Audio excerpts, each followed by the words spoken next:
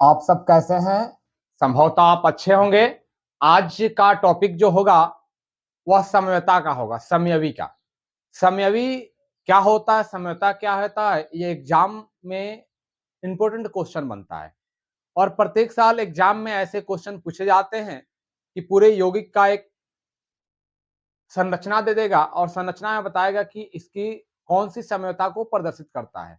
तो सबसे पहले देखिए, यहाँ पर हम दो क्वेश्चन लेकर आए हैं, इसको देखेंगे बाद में चलकर। पहले देख लीजिए कि PtNH3 का होल फॉर Cl2Br2 तथा PtNH3 का होल फॉर Br2Cl2 परस्पर किस प्रकार के समयवी हैं। अब किस प्रकार के समयता को दर्शाता है,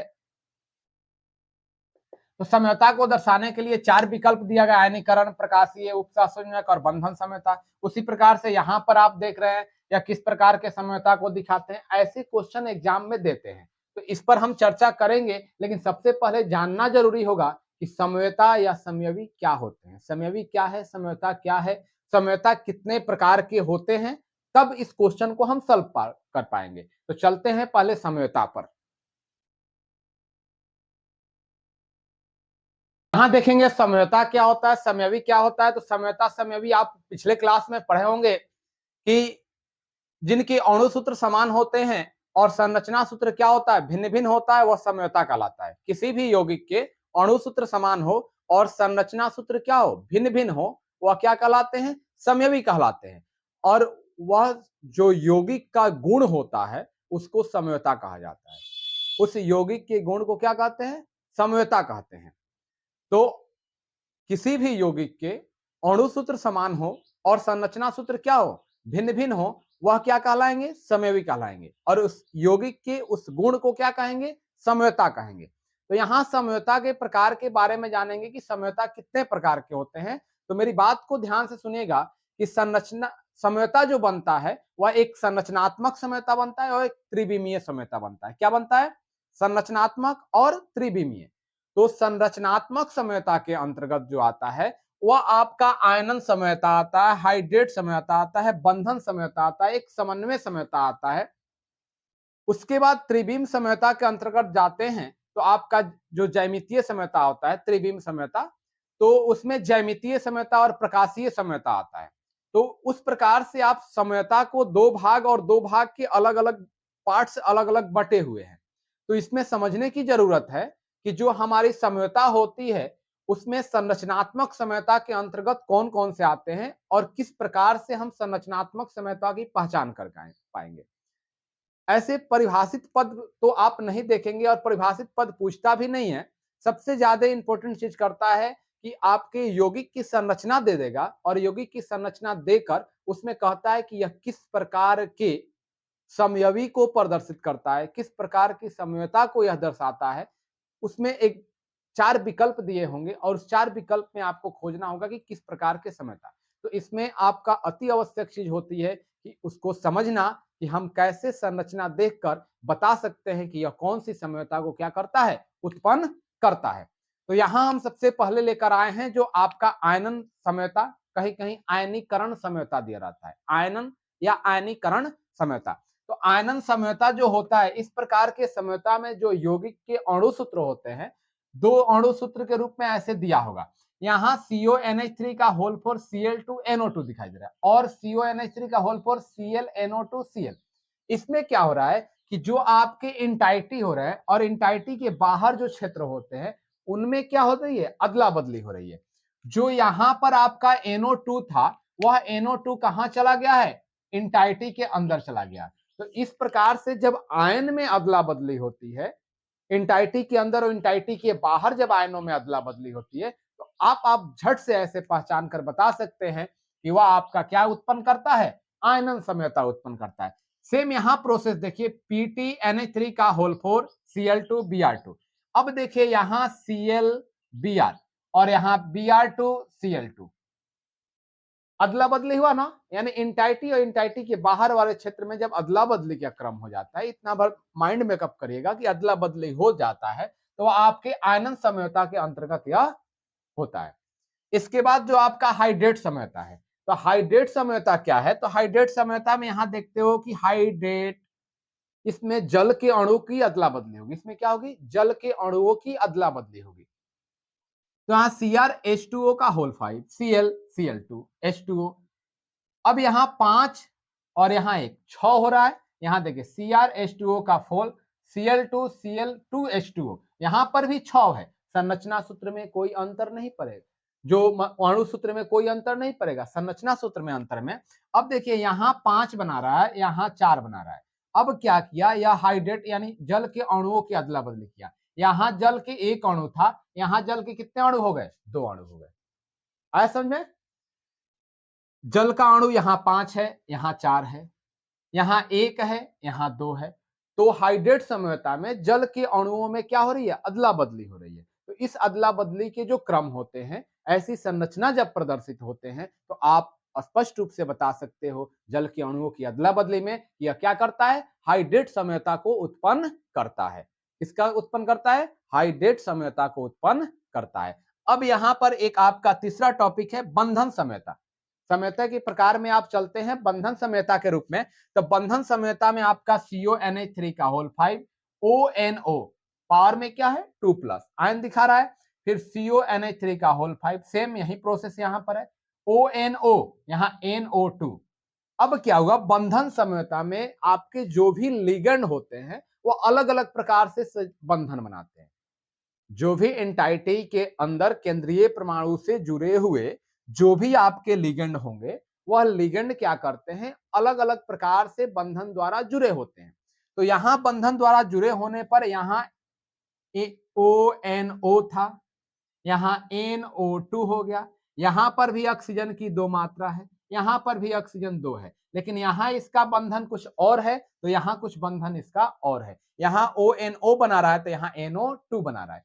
इस प्रकार से कहीं कहीं आपका HCl लिखा रहता है, तो उसका होगा NCS लिखा होगा। अब देखिए इस बंधन में क्रिया किया, तो इस प्रकार की जब भी समझौता उत्पन्न होते हैं, जब आपके इस लिगेंड में देखिएगा कि इस बंधन में अलग अलग जुड़ने की क्षमता हो रही है, तो आप स्पष्ट रूप से कह सकते हैं कि यह कौन सी समझौता है? बंधन समझौता है। जैसे यहां HCN NCS अंतर हुआ। अब मान ली OH लिख देते हैं, HO लिख देते हैं, इसमें भी अंतर हो रहा है। इस प्रकार से जब भी आप समझौता को देखते हैं, तो आप स्पष्ट रूप से बता सकते हैं कि यह बंधन समझौता को क्या करता है? उत्पन्न करता है। इसके बाद चलते हैं चौथे समझौता पर। यहां हम चौथे समझौता को देखेंगे कि जो आपका समन्वय समझौता होता है, तो समन्वय समझौता में धनायन और ऋणायन दोनों कॉम्प्लेक्स होते हैं। कौन से? धनायन और ऋणायन दोनों कॉम्प्लेक्स पाए जाते हैं। किसमें?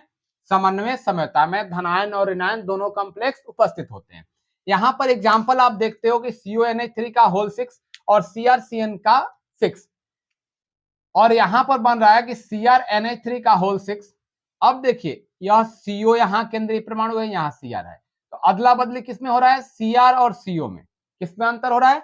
CO और Cr, यानी केंद्रीय परमाणु में जब अदला बदली होता है, लिगेंड जिस जगह पे है वहीं पे है, लेकिन इनके केंद्रीय परमाणु, अब NH3 का केंद्रीय परमाणु जो था वह CO था, अब क्या हो गया? Cr हो गया।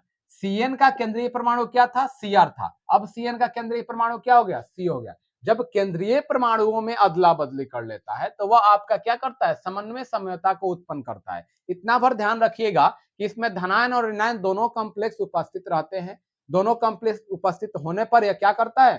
समन्वय समझौता को उत्पन्न करता है। अब समन्वय समझौता को उत्पन्न करने के बाद अब पांचवें समझौता पर चलते हैं। यह समझौता के आप बारे में थोड़ा सा ही आप पढ़े होंगे और जानते होंगे, एक बहुलीकरण समझौता। ऐसे 4 ही समझौता पर आप फोकस करेंगे, जो 4 समझौता आपको बताए हैं।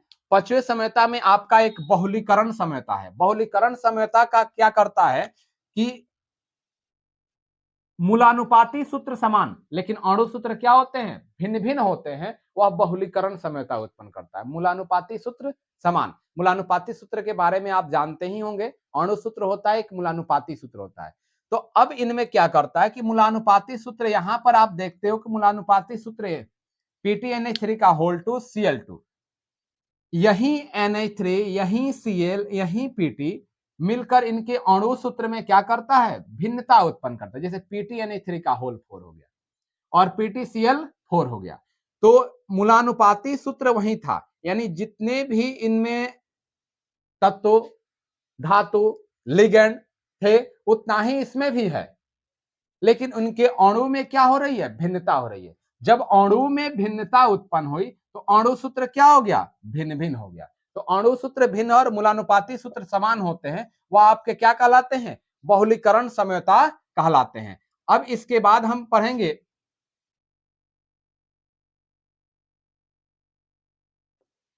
जो आपका त्रिविमीय समझौता का अंतर्गत आता है, जिसको ज्यामितीय समझौता कहते हैं। चलते हैं ज्यामितीय समझौता पर।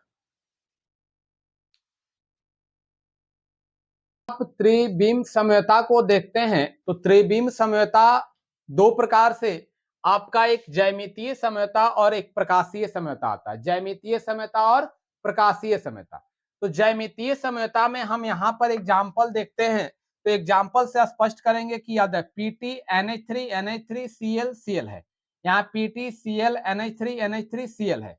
अब आप इसको देखकर बताएंगे कि इस दोनों में अंतर क्या हो रहा है। शुरू से यही आपको दे रहे हैं कि दो संरचना अणु सूत्र लिखकर उनकी संरचना की बनावट दिखा रहे हैं और उसमें अंतर देखकर आप स्पष्ट करते हैं कि किस प्रकार के समझौता उत्पन्न करते हैं। तो यहां आपको दिखाई दे रहा है कि NH3 NH3 और यहां दिखाई दे रहा है Cl और NH3। तो अंतर क्या हो रहा है कि यहां NH3 NH3 जो समान लिगेंड है वह 90 डिग्री पर एक दूसरे से जुड़े हुए हैं। समान लिगेंड क्या है, 90 डिग्री पर जुड़े हुए हैं। तो वह आपका क्या कहलाएगा, सिस। नाम उसका होता है एक सिंस समझौता और एक ट्रांस समझौता।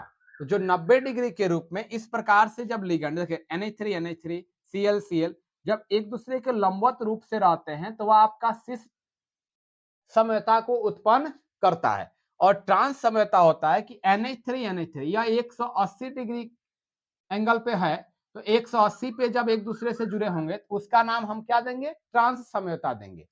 और सिस और ट्रांस समझौता का यह स्पष्ट करेंगे कि यह लिगेंड के स्थान, जो लिगेंडों के स्थान होते हैं उनकी अदला बदली से यह समझौता उत्पन्न होते हैं। क्या होते हैं, लिगेंडों के स्थान की अदला बदली करते हैं तो यह समझौता क्या होता है, उत्पन्न होता है। तो ज्यामितीय समझौता में सिस और ट्रांस समझौता उत्पन्न होते हैं जो लिगेंडों के स्थान के कारण उत्पन्न होते हैं। लिगेंडों की स्थान अपना क्या करता है, अदला बदली करके उत्पन्न करता है, वह ज्यामितीय समझौता के अंतर्गत आता है। अब चलते हैं प्रकाशीय समझौता में। तो प्रकाशीय समझौता में जो आपका समतल ध्रुवित प्रकाश होता है वह विपरीत रूप से एक दूसरे से में घूर्णन करते हैं, एक दूसरे की विपरीत क्या करते हैं, घूर्णन करते हैं समतल ध्रुवित प्रकाश का। अब यहां पर आप देखते हैं CONH3 NH3 Cl है, वहीं इसका घूर्णन जो है यह EN का, यह घूर्णन आपका क्या है, इस साइड है, और दूसरे में घूर्णन कहां चला गया है, EN का विपरीत साइड चला गया। पहले ऐसे है और अब वैसे चला गया। यानी समतल ध्रुवित प्रकाश के जो घूर्णन होते हैं वह विपरीत रूप से होते हैं, वह आपका प्रकाशीय समझौता उत्पन्न करते हैं। तो प्रकाशीय समझौता में आप स्पष्ट रूप से बता सकते हो कि समतल ध्रुवित प्रकाश का क्या हो, समान मात्रा में विपरीत घूर्णन करना आपका क्या कहलाता है, प्रकाशीय समझौता उत्पन्न करता है। और जब लिगेंड अपना स्थान बदलता है, लिगेंडों के स्थानों के कारण जो उत्पन्न समझौता होते हैं वह आपके क्या होते हैं, ज्यामितीय समझौता को उत्पन्न करता है। धन्यवाद।